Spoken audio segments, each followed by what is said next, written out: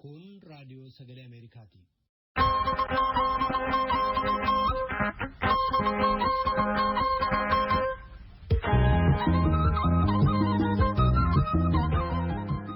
Raadiyoon sagalee Ameerikaa wixata qabee haga jimaataatti galgala keessaa saalamaa walakkaa jalqabee haga sa'a sadiitti meetir baandii 22-25-31 irratti Waashingtan DC irraa kan dabarsu sagantaa afaan Oromoo amma jalqaba.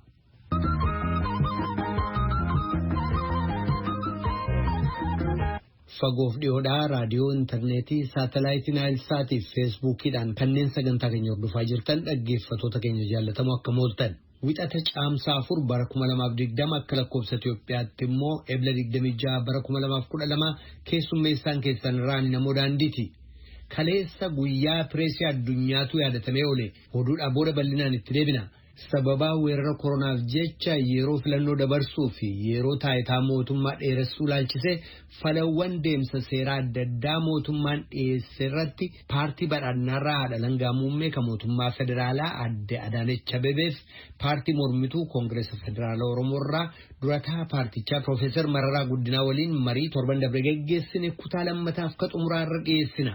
Godinaa Booranaa keessatti immoo hoomaan awaannisaa haaraan ka'ee miidhaa geessisaa jira jechuudhaan aangawoonni mootummaa dubbataa jiru. Kanarratti sagantaa keenya gara boodaatti qophii qabna. Maraafuu haga xumura sagantaa keenyaatti nu waliin turaa jenna dhaggeeffatoota keenya. Piroodyuuseriin Tamsaasarraa Nugusuu Taammiree, Tamsaasa intarneetiif miidiyaa hawaasummaa akka qindeessitu immoo Tigist Gammee fi oduu har'aatiif gara tujubeettan sin dabarsa.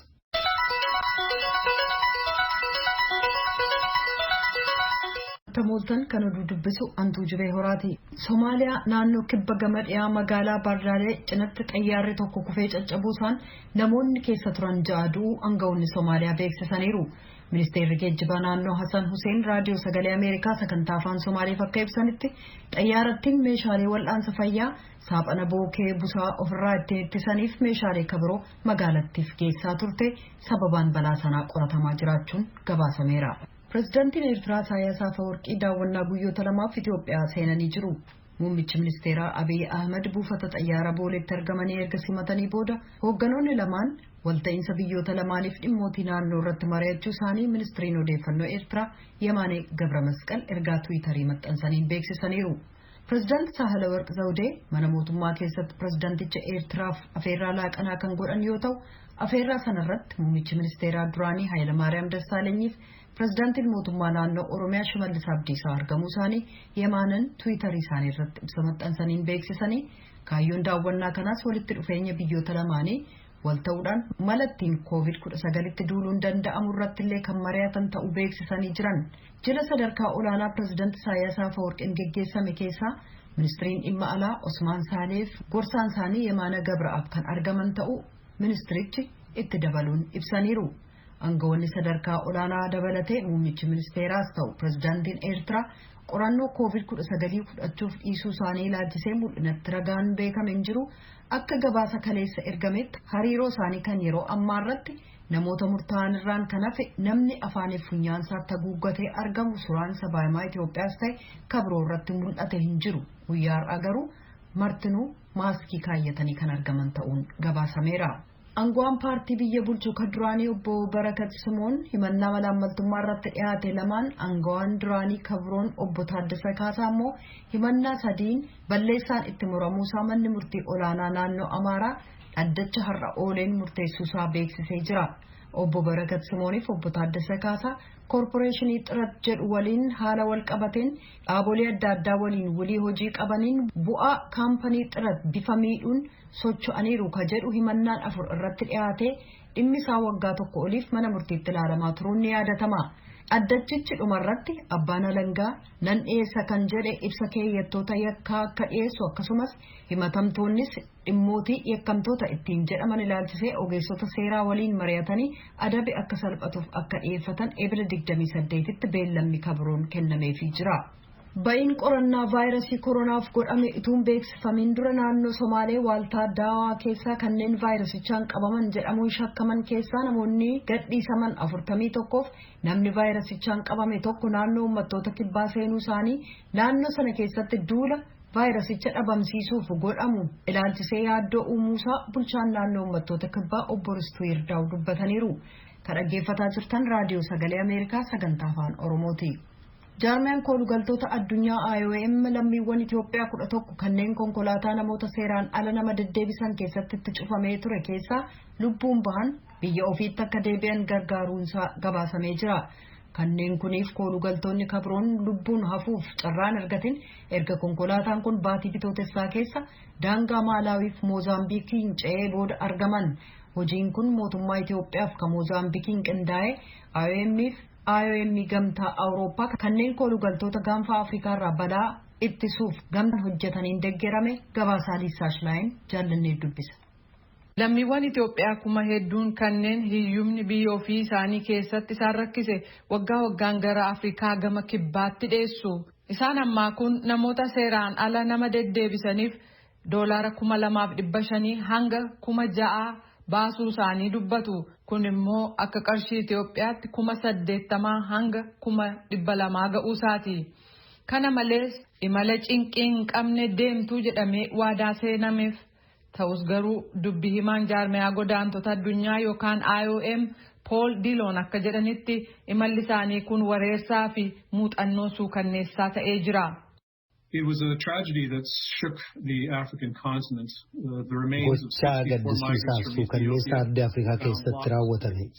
Reeffi lammiiwwan Itoophiyaa 64 konteenera keessa kaa'amee konkolaatota fe'iisaa irratti fe'amee gaafa bitootessa 24 teetee Moozaambiikitti argame.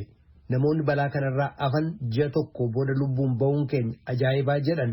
Muuxannoon lubbuu godaantotaaf sodaachisaa ta'e kun dhaga'amuu jalqabuun amma ka jedhan Dillon imala bosona keessatti gaggeessan kanaan kanneen seeraan ala nama deddeebisan kun dargaggoota akka dararan guyyaa hedduuf nyaataaf bishaan akka dhorkan dubbatan. Muuxannoo hamaan isaan mudate konteenara keessa kaa'amanii itti cufamuu isaati. Kana malees iddoo namni 20 keessa taa'uu qabu isa tokko irratti fe'uudhaan 78 fe'an. Kanneen lubbuun hafan aangawoonni Moozaambiikiif waajjirri tajaajila godaantotaa ka biyyattii teeteerraa gara hospitaalaatti geessaniiru. Dhangala'aan qaama isaanii keessaa dhumee laafanii jiran. Dhukkubi COVID yoo qabu ta'e jedhamee kophaatti kaa'amanii jiru. Kanneen lubbuun hafan keessaa 3 teetee keessatti giddugala kaa'aman keessaa ba'anii waan adeemaniif eessa akka jiran barbaadamaa jiru. Kanneen biroo lubbuun hafan 11 gara Itoophiyaatti kan deebifaman yoo ta'u achiis gara maatii isaanii Oromiyaa fi bulchiinsa ummatoota kibba Itoophiyaatti deebifamuu jedhan.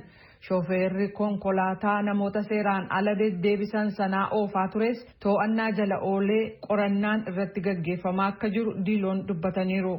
Pireezidaanti Doonaald Tiraamp sababa vaayirasii koronaan namoonni meeqa du'uu akka danda'an tilmaama isaanii ol kaasuudhaan dinagdeen biyyattii deebisee akka banamu yaalaa innaa jiranitti deeggarsa dinagdeetti dabalaa kennuuf waadaa seenan. Namoota 75,000 yookaan 80,000 hanga 100,000tti dhabuuf deemna. Kun waan suukanneessaadha jechuudhaan Tiraamp dilbata kaleessaa dhaabbata caasaa oduu Fox News jedhamuuf ibsanii jiran.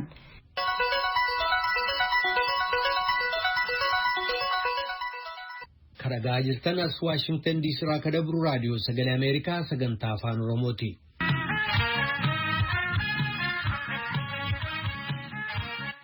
Itoophiyaatti walabummaan pireesii sadarkaa fooyya'aarra jira garuu waggaa tokko asitti ariitii durattiin tarkaanfateen hin jiru jedhan gaazexeessonniif dhaabbanni mirga gaazexeessotaaf falmu guyyaa pireesii addunyaa kaleessa ayyaaneffame ilaalchisuun VOA'tti dubbatan. Xaayidaamxootu Finfinneerraa gabaase. Jijjiirama waggoottan lamaan darban Itoophiyaa keessatti dhufe hordofuudhaan walabummaan pireesii waggoottan lamaan darbaniin as haga tokko fooyya'aadha jedhan gaazexeessitoonni yaada isaanii raadiyoo sagalee Ameerikaaf kennan.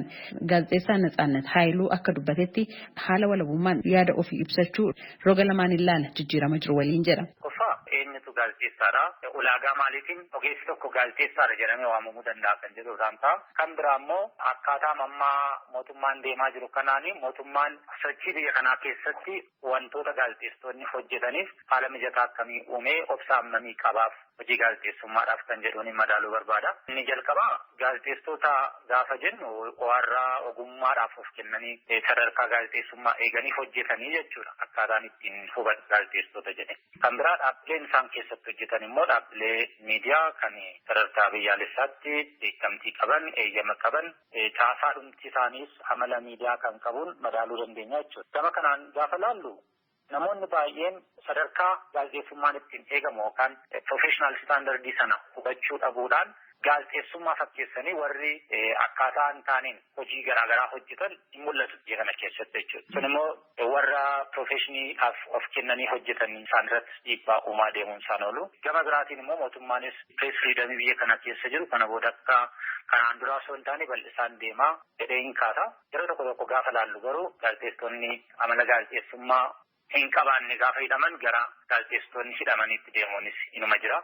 Yeroo tokko immoo gaazexeessitoonni ogummaa isaaniitiif komitii ta'anii tattaafatan hubannoo dhabuu qaama yookaan istraakcharii mootummaa sadarkaa garaagaraatti jiruuf hojii isaaniitiif yeroo mootummaa dhumti mataansaa fuutti ta'utu mul'ata jechuudha. Rakkoolee gama walabummaa pireesiitiin jiran furuudhaaf gamtaan dhaabbilee miidiyaa fi gaazexeessitootaa jiraachuun barbaachisaa ta'us ibseera. Gaazexeessaan kun gaazexeessaa Naziif Jamaal pirezidaantii waldaa gaazexeessitoota Oromiyaati. Akka waldaa isaaniitti walabummaa pireesii ilaalchisuun jijjiirama jiru ibsuun namni mirgaa fi dirqama isaa hubachuu irratti hanqina jira jira.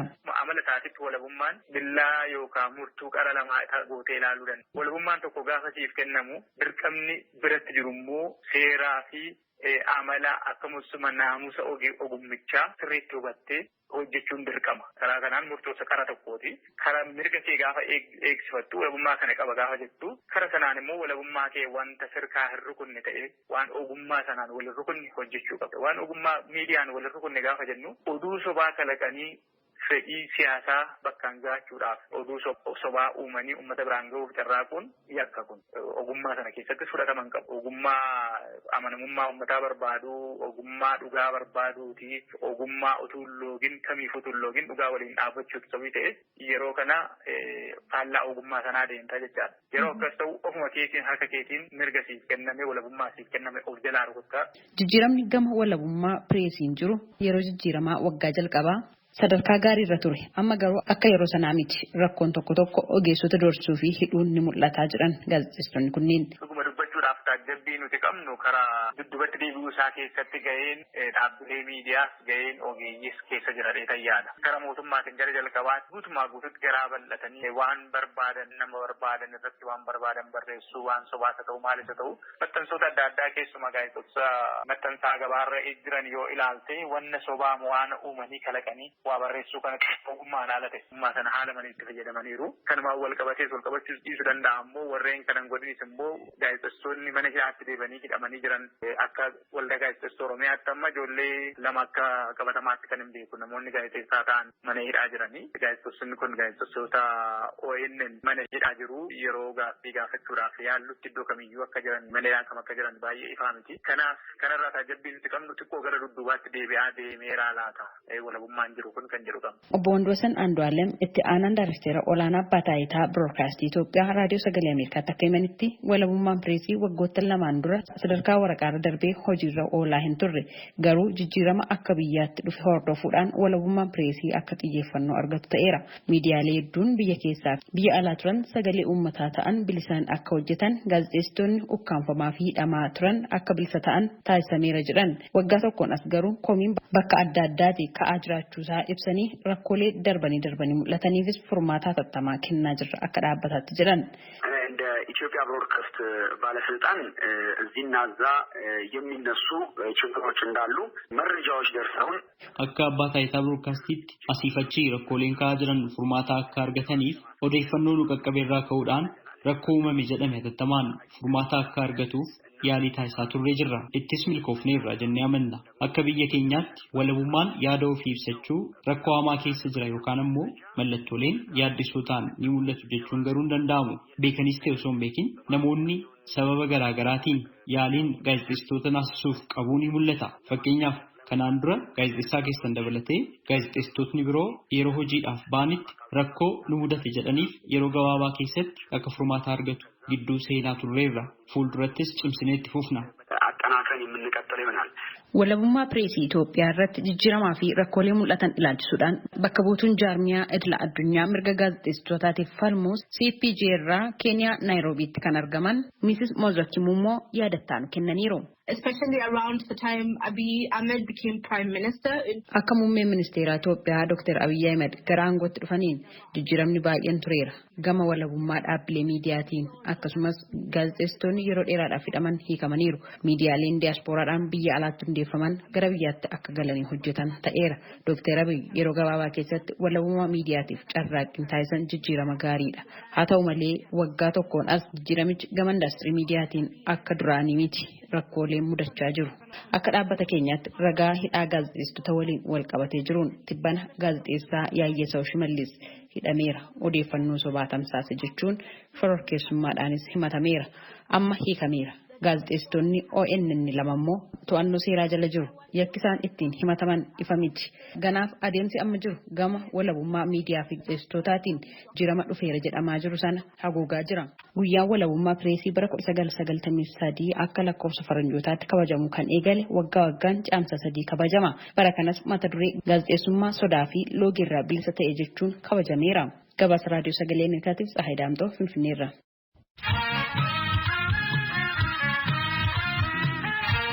Dhagaa jirtan as Washington DC irraa akka dabru raadiyoo sagalee Ameerikaa sagantaa afaan Oromooti.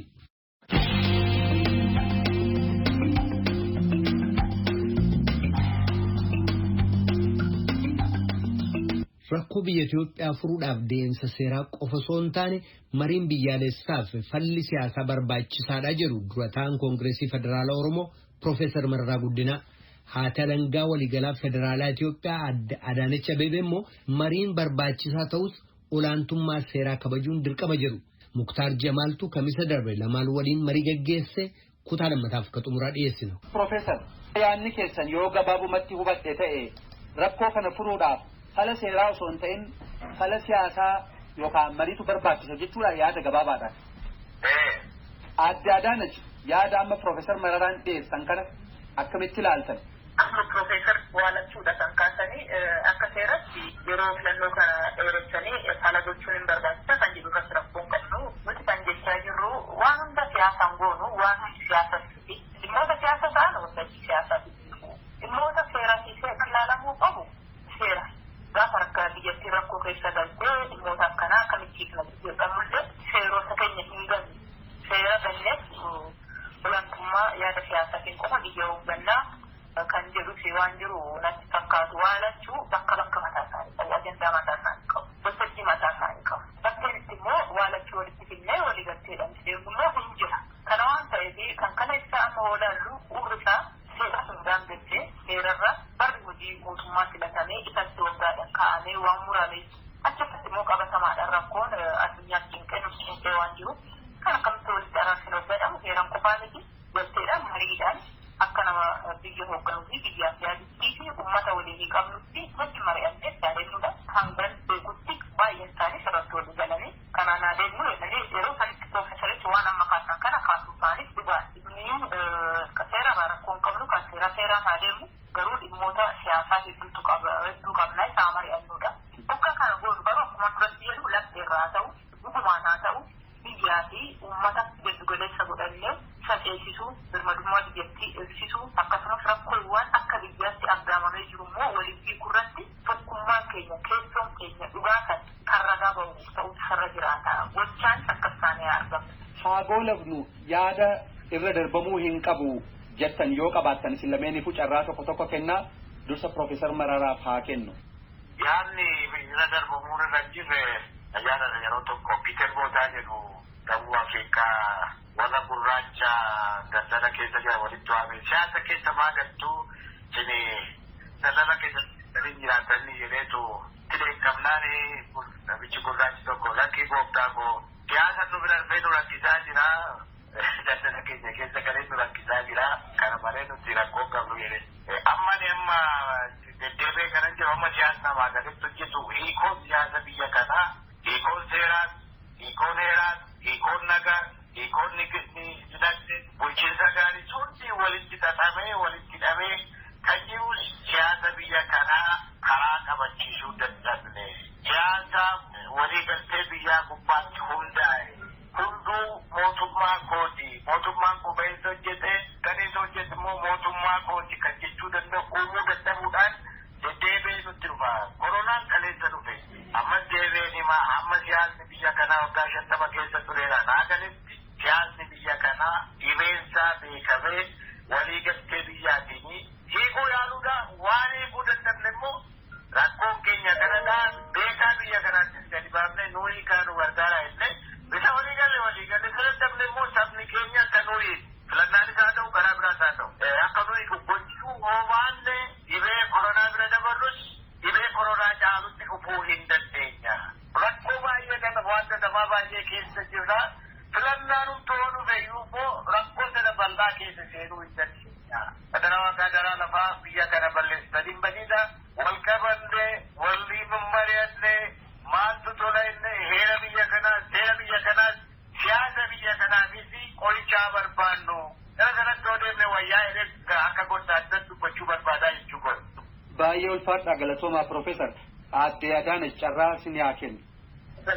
Jalqaba yoo rakkoon jiraate rakkoo Profeesar Dinagdee jecha isaanii fudhatu waggaa 50 amma waan koronaan dhufee kaleessa dandaadheessine yeroo tokkotti waan hunda inni qabu dura duuba qabsiisuun waan hundaayyuu hin barbaachisa amana. Amma rakkoon dhibee daddarbaa paandamik sadarkaa addunyaatti kennameera isaa ibsu uummata keenyaa baraaruu sababii sosochiin uumamaa fi gosoonni tattaaffataa nyaatiin fuullee hedduu jira. Uummanni keenya beelaa hin qabu asii achi beeksisa gaafannaa uummata keenya biraa gahuudhaan uummata keenya baraaruu dhibee kana jala dabarsuun tokkoffaa waan qaqqabsiisuudha. Lammaffaa yeroo kana keessatti immoo yeroo kana hojjennu aangoo seera yookaan immoo seeraan kennamne mootummaa kana itti fufuu barbaannu akkuma bara darbee isaan hundeessu waraqaa faloota adda addaa kaa'uu fi rakkoo siyaasa biyya keenya maalidha akkamitti taa'ee qabu kan jedhu irratti mari'achaa tureera. Taasilee Oromoo bakka tokkotti mariidhaan rakkoo keenya rakkoo uummata keenya hiikuu qabna jennee bakka tokkotti mari'achaa tureera wal barsiisu. Achiin mari'atamaa achiin immoo rakkoo biraatu uumamaa. Inni isaanis mariidhaan hiikamuu hin danda'ama jedhamee jaarsummaadhaan mariidhaan waan baay'een deemamaa tureera. Kanas hin tuffannu amma ta'e wanta irraa argame hin jira. Garuu cimsinee itti fufuun irra jiraata. Fi Piroomiidhaan akka biyya kana sirreessaa jiru Piroomiin kun bareechaa kana wal hubanne wal deeggara yoo sirreessa deemne malee hin ta'u waan seeraan deemuu qabu akka seeratti hin deemne waan immoo siyaasaan mari'achuu barbaachisu hojjetuu siyaasa keenya fuudhaa ulfaataa baay'ee. Isin lameenuu baay'een guddisee isin galateeffadhaa. Aadde Adaanech Abeebee mana Abbaa Alangaa Federaalaa waliigalaarraa akkasumatti ammoo Profeesar Mararaa Guddinaa durataa Koongireesii Federaalistii Oromoo gaafiif deebii kanaaf hayyamamtanii waan waliin turtii taasisaniif maqaa dhaggeeffattoota raadiyoo sagalee Ameerikaan hedduu isin galateeffannaa ulfaadhaa galatooma wayyama. Kan dhagaa jirtan raadiyoo sagalee Ameerikaa sagantaa afaan Oromootti dhaggeeffattoota keenyaa qophii itti aanutti ceena.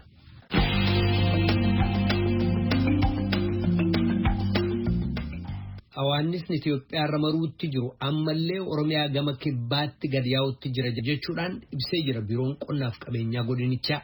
Soraatu itti gaafatamaa biiroo qonnaaf qabeenyaa godinaa Booranaa obbo Muhammad Abbaa Qoodaa fi ministirii qonnaa irraa immoo daayirektara to'annaa biqiltuu obbo Zabdiyoos Salaroo dubbisee gara isaatti sin dabarsa. Hawaasni ji'a afuriin duratti gara Yemeniif Somaaliyaa dhufe Itoophiyaa baafatanii ammallee dachaa jira yaa Booranaan bahe gaaf dhufaan waan balleesse ilmaan lafa isa dhala yaa'e. Ilmaan sunitti Itoophiyaa gam kibbaa Oomoo Konsoo gar naannoo Somaalee gar godina Gujii irra mareetini taltalleen bahe achitti ofirraadhanii dhowwan. Amma Boorana aanaa Waacalleetti eege'an raammoon lafa baafate tonini waan itti qajeelti nyaattee balleessite bishaan duuddee hadheessiti akka torbaan dabretti qolla 12 baqachiifte. Itti gaafatama biiroo qonnaaf qabeenyi Booranaa Abdi Muhammed illee torbaan dabre dubbifne raammoon tun lafaayyuu fudhattee jedha. Yoo xiqqaate hawlirra hin cinna kiiloomeetirii 20 qaan qabu akkasitti ol guyyaa ummatii akka malee rakkoo keessa jira. Yoo tanatti deddeebaa sirree qaamni keenya guyyaa natti yaa naannoo sun bishaan kee duude ina jaa yoo duu ina jaa. Miira ammeessaa jecha dhagaan miira nama ammeessuun kun faa nam diddisuu kun faa fooleen isaa joofteetiin nam diddisuu kan faa argite. Yaaga wanni kun hin jirti naannoo sunitti hojja dhiyaatte fooleen isaa dootii isaa sunini miir nam yakkite namni waan garaa qabullee cufa gaddeebise jechuudha. Bishaan uummataa kaakkaroo kaakkwaan aksisarrii cufaa irraa balleessan ummati sun waan bishaan dhuguun qabu kaan lammeessoo manumaa iyyuu hin godaansise. Yoo xiqqaate ollaanii 12 abbaa warra 229 hin buqqa jechuudha. Sababii tokko isuma buqqisaa lammeessoo naannoo sun ammoo qorsee biifufillee deemte warrilleen dura goruu malee horiilleen dura goruu malee matilleen akkasiin haalitti buqqa'ee iddoo biraa quba hin jira jechuudha. Obruun baddamni hin jirti isaan danda'e laangarre. Namilleen horiilleen maatilleen itti akkasitti buqqa'ee manjaarra keessa ba'ee iddoo mallee fi qubatee akkasitti ajirtaa isaa wanni hubanneetiin qaaman birqadhee waan garreef. Kaata argitam kiiloomeetirii 20 walgulyaa jette barreessuu hin danda'u qolee gana guddachuu jira walgulyaa'uu jira bokkaallee dhowwuu hin dandeenye waan kana. Bokkaan inni jeesu minalbaas yoo lolaafaa bokkaa guddafaa taatee beektaa lolaafaan akkan dhiqan malee yookaan odoo gaafa hin baqafamiin kaana bokkaan isaa inni limaan keessa dhala gaafasi dhiqamee dabar malee am lolaanii bokkaan guddoo hin danda'u. Kanirra ka'ee inni yoo qabbanaa guddoo yaa'u gaafa qabbanaa walitti deebi'ee ciisa jechuudha. Aduu ammoo boobilleen hin jira laftilleen magariisa. Inni waan kan lamaan akkan fedhamu. Fuula durii hin dhaqqabinillee dhaqqabuu jira. Fuulaan inni itti nu durii gara amma gabaa saniifanii jiru kanaan guyyaa lamaan duratti kiiloomeetiriin sun agdiddama inni akkasitti haa qabannu malee hektaaratti hojja deebisu per hektaar 10,000 ture guyyaa lamaan duratti. Kalees hamla dandee laalleni yaayyuu hektaara 12,000 fi 450 ta'e jechuudha. Aanaa gama amma akka inni fayyaa'u jiru. Rakkoo tan cufee jiru uummatallee rakkisuu jiru. Uummataallee ol ta'ee nam 200 guyyaatti hirmaatee Oma sochoosuu dadhabe hamaa cillee fuulii isaa immoo garaa yeroo deemu jira waa cilleellee keessa gandi weebitiif gandi qaqalloodhaan gandi kallama. Federaala fa'aa gargaarsitti argattanii? Eegar federaala kana gargaarsa arganne qosa atileetirii gartee 10,000 ga'u barmeel fuusta gurguddaa haan 50 jechuudha. Halkan deemaa dhufee gaarii natiin nu buuse sun qara gammatti fayyadamne hamqar ofirraa haqamnuun akka godinaatti harma qabnuun reebne jechuudha. Inni reebuma. Kanaaf horii nu bira jechuudha waan qorsaa kanallee nu bira jaa. PP jedhani wayaa keeyyatan kan jechuudha amma yoo biifannanii keeyyatu akka boottee akka shiyoola keeyyatanii akka gwaantii afaanii waan afaanitti maratanii kan cufa aga tayaa fidanii ammoo gaanii meeshaan sun gaaniiti yoo konkolaataa itti argatanii biifan malee wanni humna nama qofaan keessaa bahuu hin danda'anii konkolaataa sullee hawaasaa galanii yeroo gabaabaa keessatti finna jedhanii sun qofaaniiti namni amma waan achi basuun dheebuu qaba beela qaba. Waan kanallee ni bira dhaabadha inni bineensi kun bineensa akka malee obeef tokko ilmaan kana hojjedha laqaan inni fuula bisaan faa jiranii dhala jechuudha.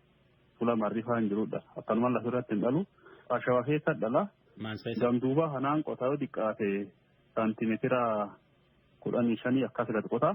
Okokkaan inni gise tokko buusu okokkaan 850 buuse kumaan tokko. Duubi suwaarmiin guddaan haga miliyoona hedduu yoo yaa'u jechuudha. Kunam nyaataa dhala jechuudha. Kaanii barrisee yaa kunini wanni dhalatee nyaatuma nyaatatti dhalatee lastiinirri yaatuni dheerinallee qabdi bal'inallee qabdi. Bal'ina hektaara 10,000 akka hektaara 12,000. Dirumti akka jechuudha akkuma wal dura buuseen guyyaa 5 haga 7 ture gaaf dhalsuun. Inni duuballee hadhiileen dhalachuu hin danda'a sodaan qabnu jechuullee hin qabne jechuudha. Itti gaafatamaa biiroo qonnaa fi eegumsa godina Booranaa Abba Maammed Abbaa Qoodan galateeffannaa amma immoo ministeera qonnaatti daayireektara eegumsa biqiltuu obbo Zabdiyoo Salaatoo dubbisuu jira. Akka inni jedhetti duulii awwaannisaa waan nyaata barbaade yaa kun marroon gannatti marroo 3-4 biyyoolaa irraa Itoophiyaa gadi yaa. Barana Itoophiyaatti tola 13 mul'ata awwaannisi kunin Hoomoo, Konsoo, naannoo Somaalee, Gujiif Boorana. Oromiyaa keessa amma akka daayirektarii kun jedhetti Booranatti eegeen Booran keessallee garaanaa waa cilleeti.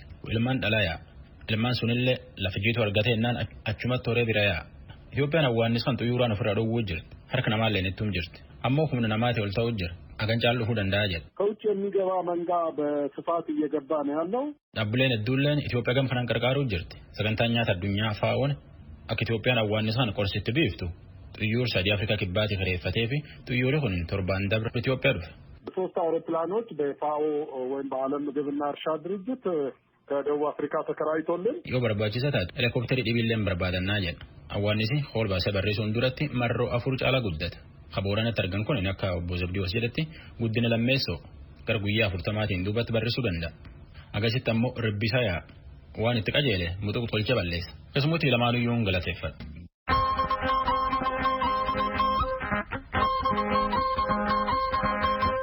Qophii boruutiin walitti deebina nagaatti bulaa dhaggeeffattoota keenya amma sagantaa afaan Amaaraatu itti fufa.